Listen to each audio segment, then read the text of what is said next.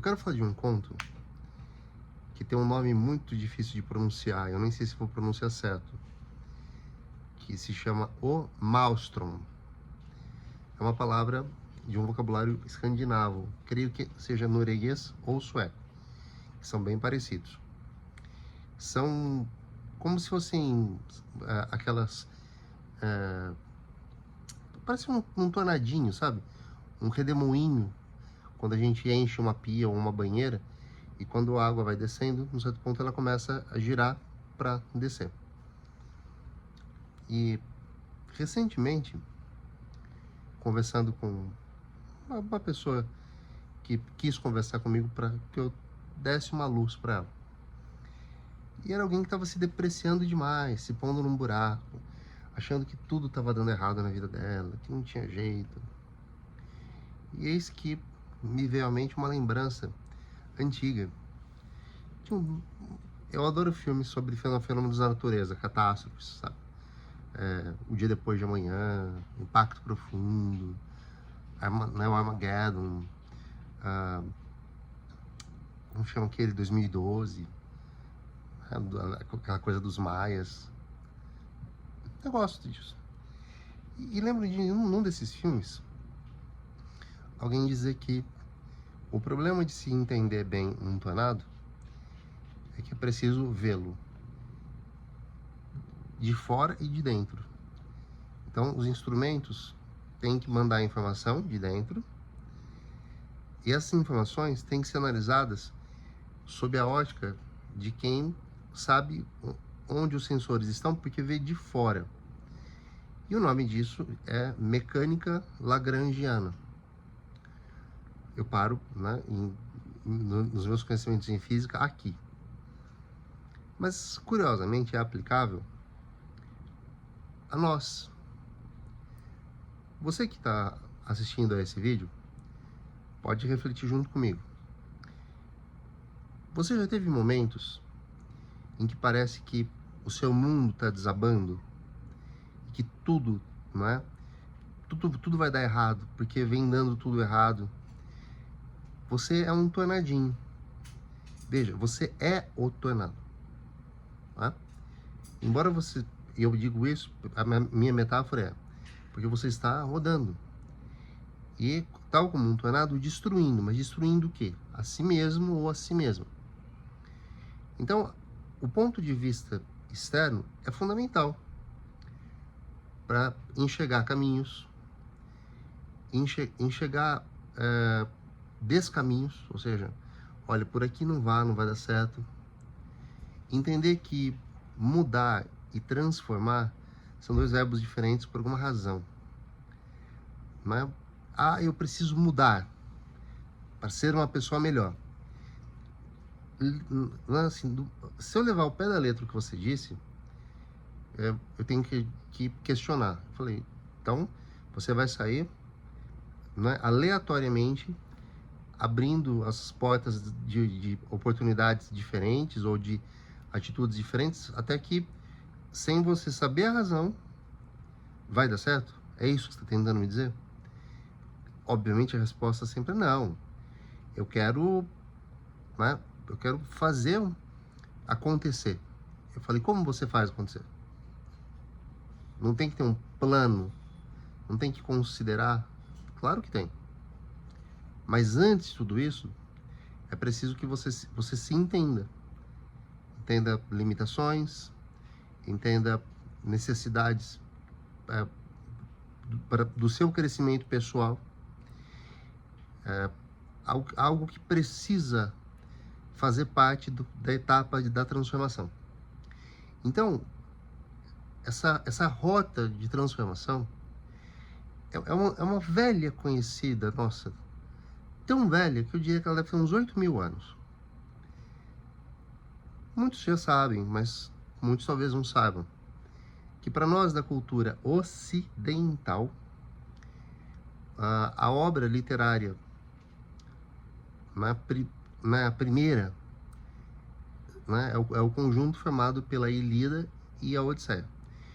A Ilíada conta a história da Guerra de Troia, e a Odisseia conta a história do retorno do herói Ulisses ou Odisseu a Ítaca. Essa viagem leva 20 anos. A Guerra de Troia durou 9. A volta, a jornada de volta, de retorno ao herói, leva mais que isso. Porque representa a transformação, o amadurecimento do que foi conquistado internamente por Ulisses. Mas o processo não é só dele, é dos envolvidos, da esposa, do filho, tá? Do próprio reino de Ítaca, dos marinheiros. Então, o fundamental, o importante é entender que nós estamos em transformação, mas às vezes é preciso viver o turbilhão. Nesse conto do Edgar Allan Poe, o narrador, ele está olhando do alto assim, de uma colina, né, quase que uma formação rochosa muito alta, olhando para os fiordes.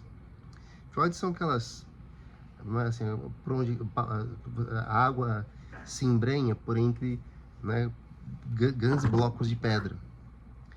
E ali, né, há muitas explicações, eu não quero dourar, encher isso aqui de penduricalhos, de por que esses redemoinhos existem. Mas eles vêm às vezes do nada e sugam uma embarcação. Qual é a tendência imagina você, que você está ali, né, num barquinho pequeno, e de repente esse redemoinho se forma e você começa a aquela volta. É bem provável que você vá tentar fazer o quê? Pular. Resistir. É o nosso instinto. E esse homem que está ali, está com um outro homem, eles estão conversando, ele está contando que anos antes ele esteve numa embarcação que afundou ali, mais ou menos naquele lugar, e que aquilo o assombra ainda. Como o assombra? Mas ele sobreviveu? Mas aí vocês vão daqui a pouquinho entender por que assombra. Ele estava ali, era inexperiente, havia outros marinheiros muito mais experientes que ele, e alertando: olha, tem o perigo do tal do Maelstrom, né, desse redemoinho. Mas o rapaz, sendo jovem, achava que era exagero. Só que não era. Então, navegando por naqueles corredores, aqueles verdadeiros labirintos, um dia surge um Maelstrom que suga um navio. A técnica narrativa do Poe faz a gente sentir quase que a coisa é em câmera lenta, tá? Da descida, das voltas, o desespero dos marinheiros, né? Que muitos acreditam que pular do navio é o certo. E um homem velho, marinheiro, em quem ninguém acreditava muito, diz a ele: agarre-se ao navio, porque quando ele bater no fundo, ele vai te arremessar para cima. Mas é preciso ir até o fundo para conseguir sobreviver. Essa descida, essa espiral, era mais ou menos o que essa pessoa que me procurou para conversar vivia. Ela no momento descendente. Só que se ela não vivesse, tá, o que era fundamental viver, não posso entrar muito em detalhes para não expor, mas imaginem assim: se você tem um relacionamento que não vai bem, um emprego que não te faz feliz, sente que tá tudo errado, você simplesmente pula para fora de tudo sem encerrar os assuntos, deixando coisas inacabadas. Não é uma atitude inteligente fazer isso. Então, aparar as pontas soltas da própria vida é fundamental para começar uma vida nova. Só que ao fazer isso, ao ir fundo, por exemplo, um relacionamento, não tá bom para nenhum dos dois. Tem que acabar. Mas tem que acabar do jeito certo. Com conversa, com ajustes, para que as duas pessoas tenham a fé de que elas podem se transformar para que na próxima tentativa com outras pessoas seja de fato produtivo. Não parece meio óbvio para vocês isso?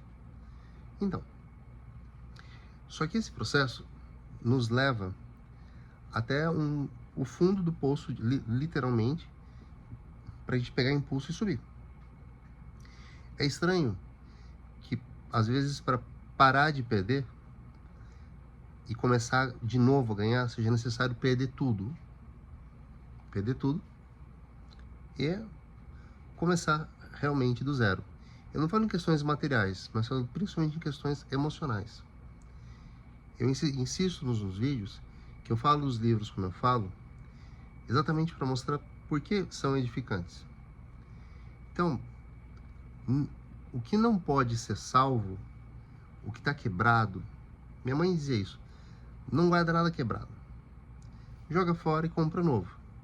É lógico que há certas relíquias da vida que a gente guarda mesmo assim. Passa um super bonder. Mas o que se vai, o que se dissipa, uma amizade que não passou por uma aprovação, é pouco provável que ela consiga passar por outra aprovação.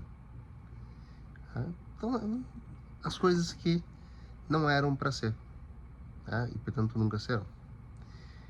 É um ponto interessante, é denso, sombrio, mas importante. Penso eu que muito importante para que nós compreendamos o quanto pode ser transformador, mas num sentido obscuro, ver-se no fundo do poço. Mas, se o destino assim quiser, terá que ser. Em A Divina Comédia, obra que serviu para desenhar a imagem que nós temos do inferno, o poeta Dante Alighieri concebe um eu lírico que quer trazer do mundo dos mortos sua amada Beatriz. Só que para isso ele precisa deixar tudo para trás. No meio da selva escura, eis que abandona toda a sua esperança. A esperança não é a esperança como a capacidade de ser esperançoso. Abandona as velhas esperanças. Porque agora a descida é até o fundo do fundo do fundo. Lá, geralmente a gente se vê como realmente a gente é. Então, encerro esse vídeo por aqui. Espero que tenha servido para ilustrar um pouquinho melhor e para que vocês ganhem alguma coisa com isso. Tá? O vídeo ajuda, mas a leitura é fundamental. Fiquem bem.